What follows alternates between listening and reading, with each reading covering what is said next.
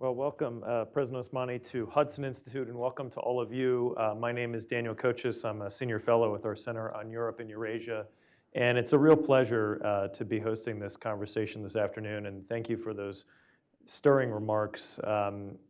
And I liked how you focused on U.S. presence and engagement in Europe is really a win-win. It's foundational for the peace and prosperity of the continent, but it's also a force multiplier for the United States. So I think the timing is auspicious for our conversation. It seems that in the past 2 weeks, we've seen growing signs that the Western Balkans are rising on the Trump administration's agenda. There's a senior State Department official, I believe, is on the ground this week, including in Kosovo. And we've heard the president talking about it in the last few weeks. So how do you gauge the possibility of Washington getting some movement on the Washington Agreement, either reviving it, either in part or in whole? And where do you think that the Trump administration is most likely to put their emphasis in their initial approach to the region? Well, the Washington Agreement has been implemented, but where I see more potential is going well beyond the Washington Agreement. Our experience with the Trump administration is that they are doers, they get things done. So I think there is potential to get important things done, not irrelevant things, not small things. I'm talking about big things, things that would truly contribute to long-lasting peace, not quick fixes, long-lasting peace in the region. And for that reason, we've been coming to Washington quite often, talking to members of the new administration to discuss, one, the potential in our economic relations. And I oftentimes say that, a country's potential should not be determined by size alone. So despite Kosovo being a small country, I think I believe we have some good ideas about how this economic relationship can move forward with. And as I said, it could be a force multiplier for America's leadership in the world at a time when there's this huge competitiveness with China and when there are certain industries that are kind of, a monopoly of China. We need to help the United States to increase its role in world economy, and I think it can be done through the help of countries that are pro-American. And as you know, Kosovo is the most pro-American nation on earth, with over 97% of the people of Kosovo trusting in the United States and its leadership. And it's not just some ideological or looking at the America as this ideal democracy. It's about a living experience. We've seen how America works. We've seen what America can achieve. And as we often say worldwide, Kosovo is the perfect example and the embodiment of what democracies can achieve when they stand together in defense of freedom. But most importantly, Kosovo is a flawless American victory. It's a victory that the United States needs to talk about internationally at a time when the malign forces and your adversaries are trying to showcase, Afghanistan and Iraq and say, look, whatever America touches destroys. We need to tell the rest of the world it's the exact opposite. Look at Kosovo, a flawless democracy, a country with the highest GDP growth in the region, a country that is serving shoulder to shoulder with the US Army in defending peace elsewhere, therefore contributing to global security, a country that is fully aligned with you, not just policies, but also in values, a true ally to the United States of America. And the more countries that truly are allies to you, the more American power, the more American leadership, and therefore influence in the world at a time when it is so crucial that this triangle of, China, Russia, and Iran is not able to multiply its own malign influence. So we need to work with the United States, and I truly believe it's a win-win.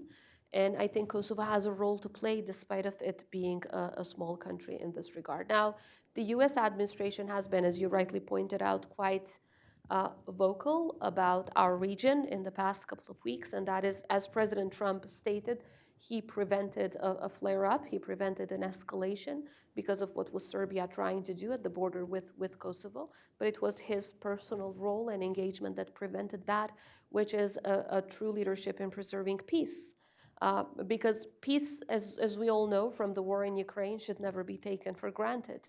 It's something that constantly needs to be protected, constantly needs to be nurtured, and the role of the United States in that endeavor is crucial. It's indispensable, and it's irreplaceable. So despite of the fact that we want to become members of the European Union, and that's where we belong, history of our region shows that only at the time when there was US leadership was peace achieved.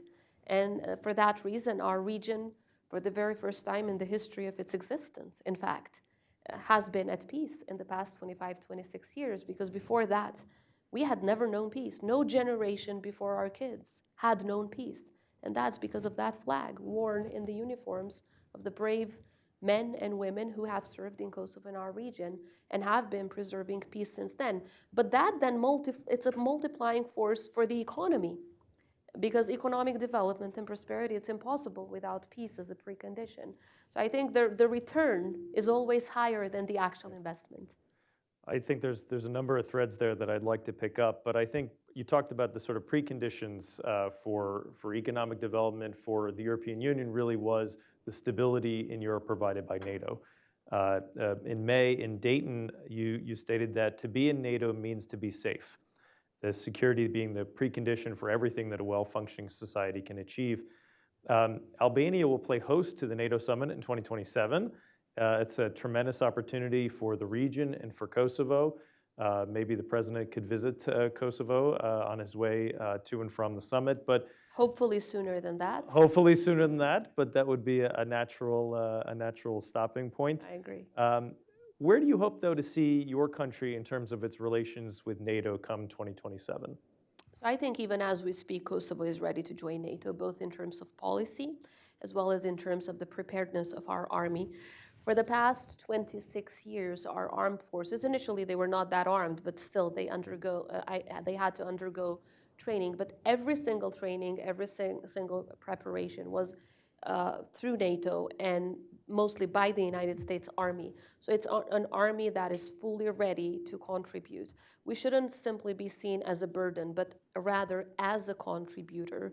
Even in terms of economy, you spend less if you ask a country to join NATO and that country then contributes. Right now, as I mentioned, we're spending 2%, but we're ready well before 2035 to go to the 5% that is required, because we believe that that is a direct contribution to our security, whether individual or collective.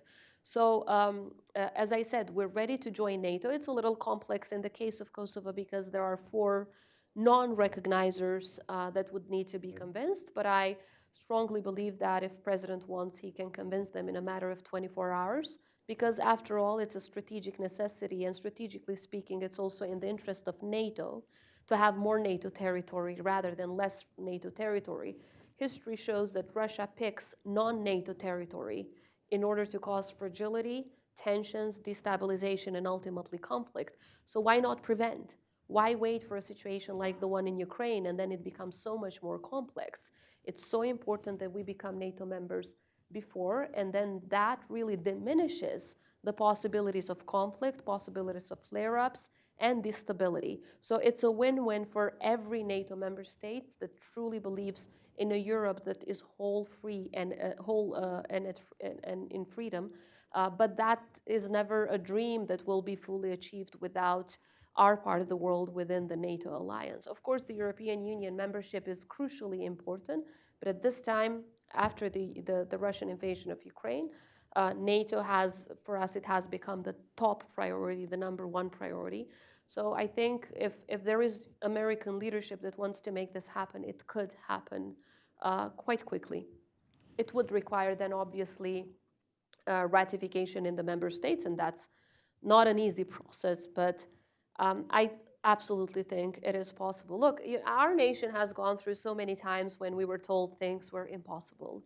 In early 90s, when our founding father, President Rugova, would come to Washington, D.C., initially there might have been people in the State Department who would have told him, oh, don't talk about independence, it's not a dream that can be realized. But he persisted, and we persisted as a resilient nation, and the more we worked, the more friends we convinced, whether at the US Congress or at the White House.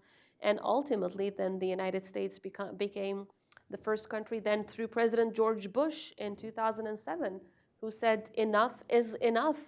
Kosovo must be independent. And that opened the path and made it so much easier and smoother for us to gain our independence and to have freedom after more than a century of an occupation from Serbia.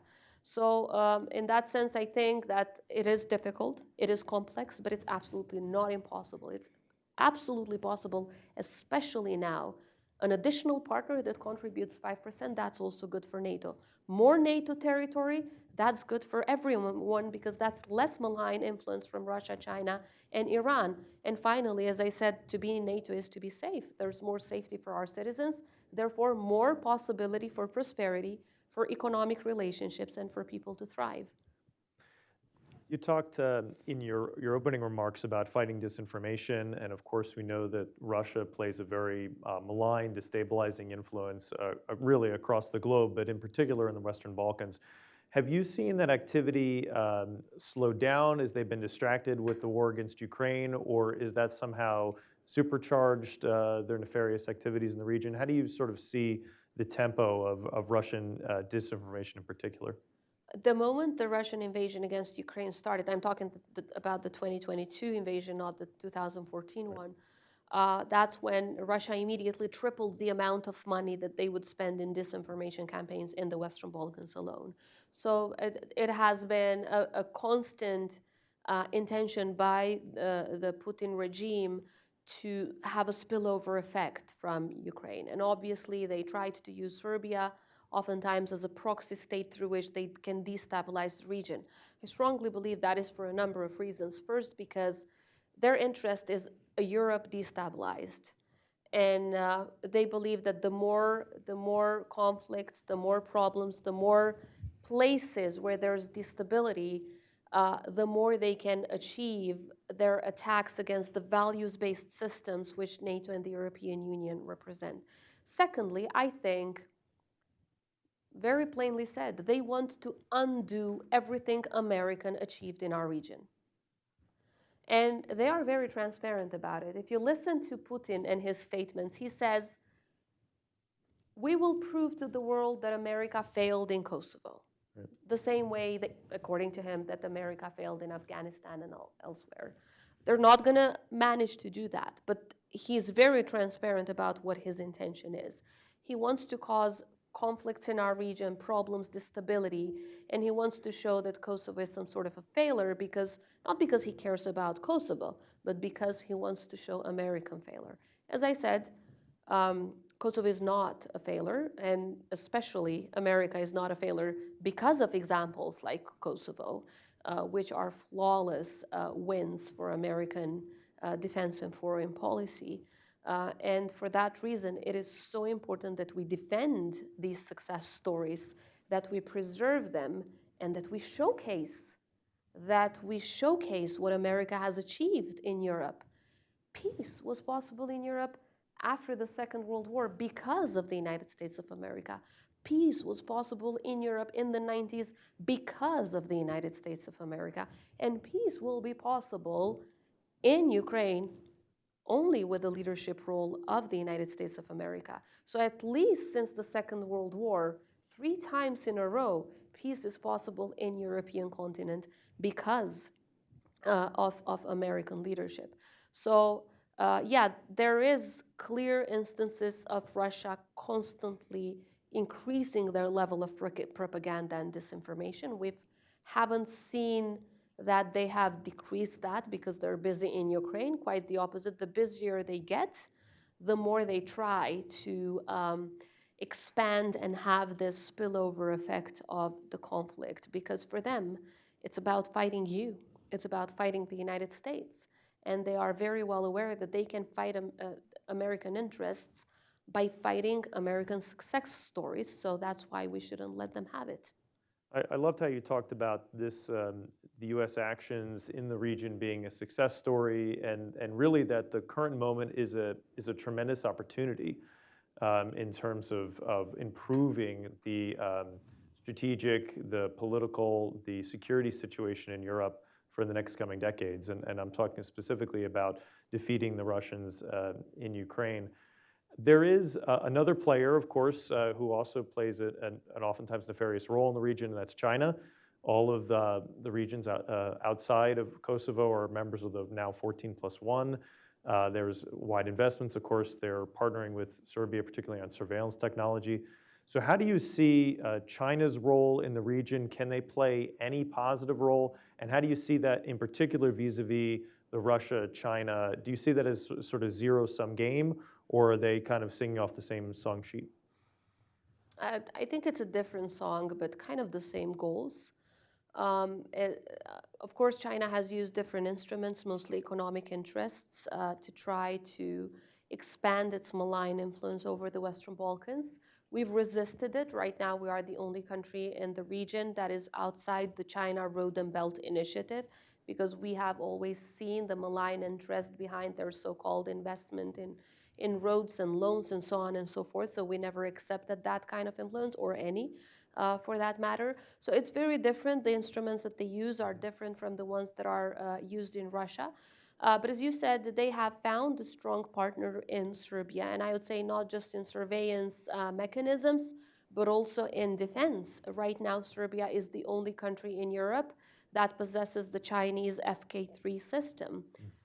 The only country in Europe that would never join the European Union on sanctions, on aligning whether against Iran or Hezbollah or so on, and other forces that have been causing trouble around the world. So, and you know, when Xi Jinping visited Serbia, it was, I think, well, definitely the only country in our region. Oh, he visited only 2 or 3 countries in Europe, but he picked Serbia. And guess which 2 countries him and Vučić attacked in their press conference? The United States and Kosovo.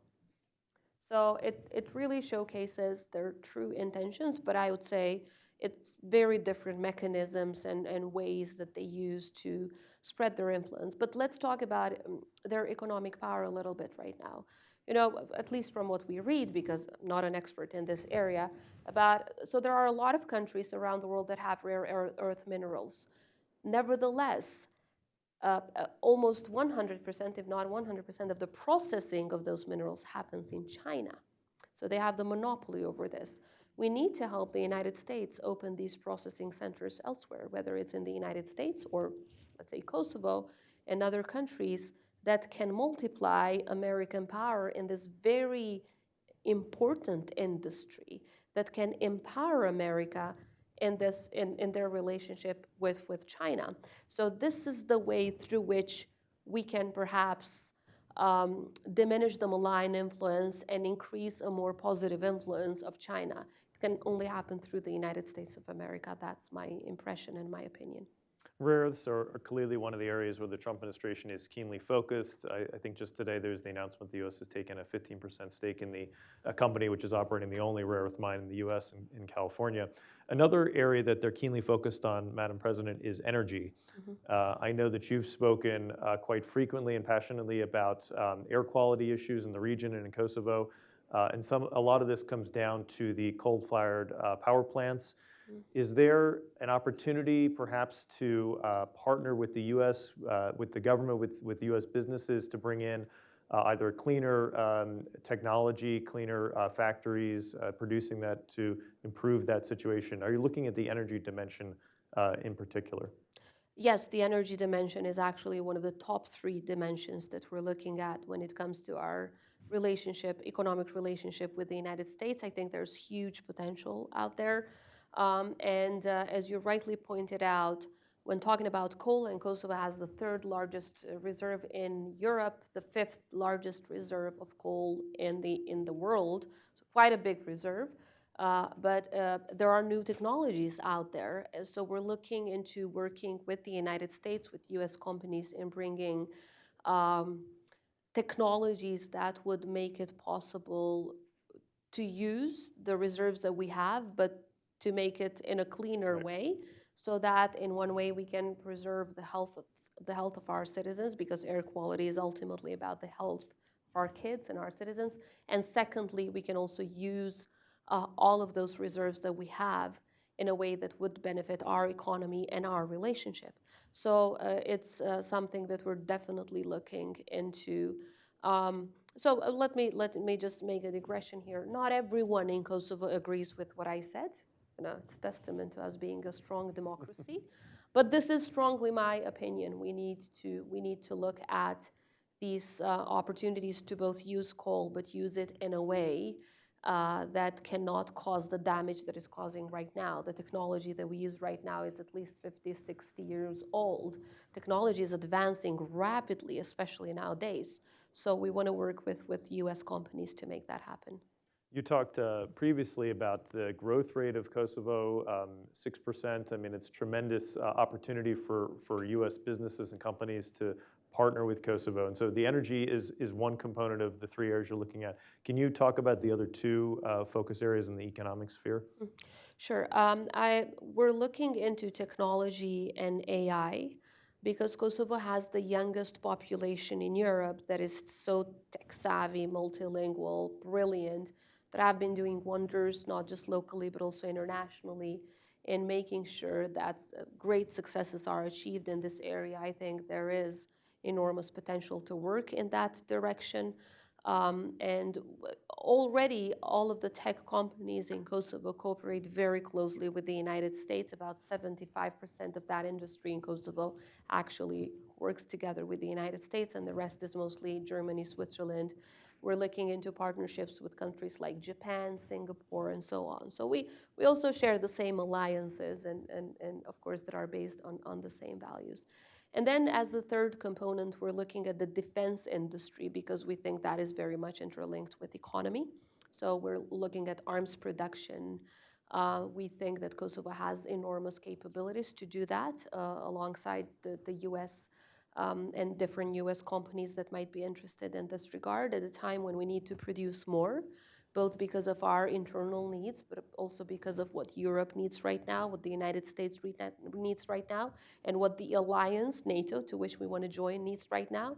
So production of defense capabilities is the third aspect. So that's where we're focused right now. And I think it also fits the priorities of the Trump administration in making America safer, stronger, and more prosperous.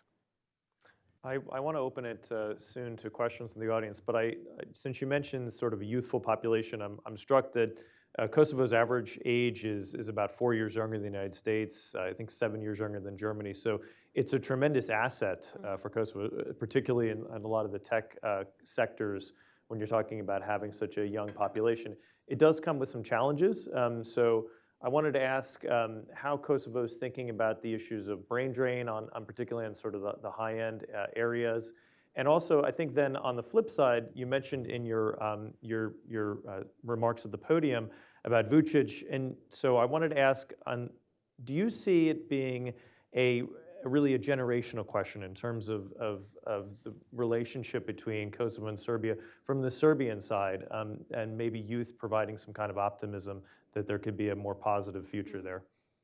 Well, to jump directly to the second question, to some extent, I think it's a generational question in the sense that, I mean, we all went through war, we were children of war, we went through a horrible war, but we didn't participate the people of Kosovo did not participate in committing crimes, whereas when you look at Vučić, the guy was Milosevic's propaganda minister. I mean, it's the truth. It's the truth. It walks like a duck and talks like a duck. The guy still believes in that same mindset. It's unfortunate. It's unfortunate for the people of Serbia and the country he leads. It's unfortunate for the entire region. And then it's unfortunate for all of our allies that they have to deal with his constant destabilization tactics. Instead of talking about prosperity, instead of talking about joint regional projects that would all make us move forward, instead of talking about how to give opportunities to the young generation, he brings, the stability, warmongering. He talks about the greater Serbia or the Serbian world. It's a copycat of Putin's playbook. He looks at the countries around him as temporary states, a logic that has been present in Russia since Catherine the Great, like, invade, and something might remain to you at the very end. It's the same logic, and unfortunately in that effort, he uses a lot of propaganda, and in the past 12, 13 years that he is in power, he's managed to bring his country from a 96% alignment with the European Union to a 40% alignment with the EU. No sanctions against Russia, no sanctions against Iran, no alignment on values, which shows you that he's not just sitting in two chairs, he's already made his choice. So those who continuously use appeasement tactics with the hopes that he will change, I think they're just wasting their time because they've tried. They've tried for more than a decade, and the result is this. 83% of the people of Serbia, because of the media captured by Vučić, believe that the war was started by Ukraine. 83% believe they trust Putin. They don't trust the West. They have no trust in American leadership. So the point is, it is generational, not in the sense of age, but in the sense of the mindset that Vučić belongs to. He worked with Milosevic. He propagated for genocide in Srebrenica, the 30th anniversary of which we will commemorate tomorrow. And he's been very vocal about what he believed in. And he never, ever disassociated himself with that kind of policy. He never separated himself with Milosevic's legacy. Quite the opposite. He publicly calls Milosevic a great man with good intentions. So he never blames Milosevic for causing 150,000 civilian deaths, but for not winning the war. For not winning the war, not for causing the wars, but for not winning them. So it's his mindset. He belongs to a mindset that should have been left behind in the 19th century. Unfortunately, it's still there. So hopefully with a different generation, again, I'm not talking about age, I'm talking about mindset, with a different generation that believes in human rights, that believes in democracy, that believes in good neighborly relations, and in Euro-Atlantic values, the entire region can move forward. Thank you. The first question about opportunities within Kosovo, but also challenges in terms of brain drain. How do you attract the brain drain in Kosovo mostly affected the medical sector, which is very unfortunate because we really need to work so much harder to increase the quality of the medical sector. But the brain gain has mostly happened in the IT technology sector. So many young people in this sector returning from Germany, the United States, who were born here, they lived here, they prospered here, and now they're investing in Kosovo through their American companies or Swiss Kosovo companies, German Kosovo companies. So these are the success stories. That's where mostly the brain gain has been happening. I like that brain game. Excellent. I think we gain. Yes. Yeah. we have time for some questions from the audience. Sir, in the front, we have a microphone coming. If you just wait. Daniel Serwer. Let me ask the tough question. You described the democracy as flawless, but it's also stuck right now. What are your hopes for unsticking it? And is there a need for more fundamental reform in the Constitution so that this doesn't happen again? In our Constitution, when we drafted it, it was impossible to foresee every single scenario. And it was drafted in a way with a positive thinking that, lawmakers would cooperate rather than block each other and block the institution. So right now, because of some constitutional lack of clarity, if I may call it so, the parliament is not constituted, but we had a new case in the Constitutional Court, and the court has clarified that there's the strict 30-day deadline, which is going to expire on the 26th of July for the constitution of the parliament. But it didn't clarify what is the legal consequence of not meeting that mandatory constitutional deadline. So it looks like I'm going to have to address the court again and ask them that separate question, and hopefully they will answer. But I also have tiny little hopes that good things might happen in the next 2 weeks or so, and maybe we might have a government, no matter how fragile, but we need a government and a parliament constituted in order to prevent damages for the country. But when I said flawless, I said mostly in the sense of defending values rather than the usual problems that every democracy faces. I mean, Belgium didn't have a government for 6 months. once in 2 years. So we've built quite resilient institutions, I would say, that can deal with the day-to-day work of running the country. And the president is here, so no worries. Yes, sir, in the second row. Thank you. Buri Marejai, Albanian American Relations Council. This is a follow-up to Mr. Server's questions. Madam President, do you believe that external mediation or pressure by Kosovo's international partners might be necessary or helpful in resolving the political dreadlock in Kosovo, or should this be resolved as internal internal consensus?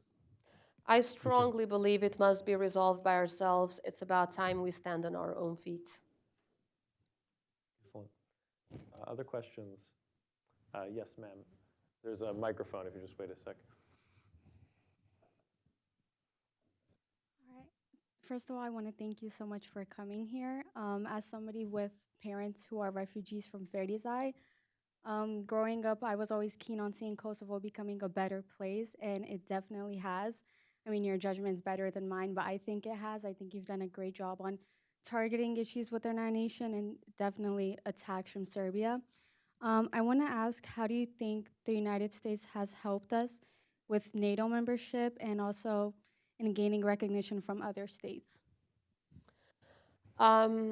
If we go back, thank you for your question, and I wish you all the very best. It's great to see the younger generation of refugees from Kosovo now really prospering and thriving. It's very encouraging. The United States has especially helped 2008 to 2012. Those 4 years were the most active in terms of helping Kosovo gain recognitions and helping us in many other fronts. These were the first steps we made as an independent and sovereign country, and that's where we got most of our recognitions.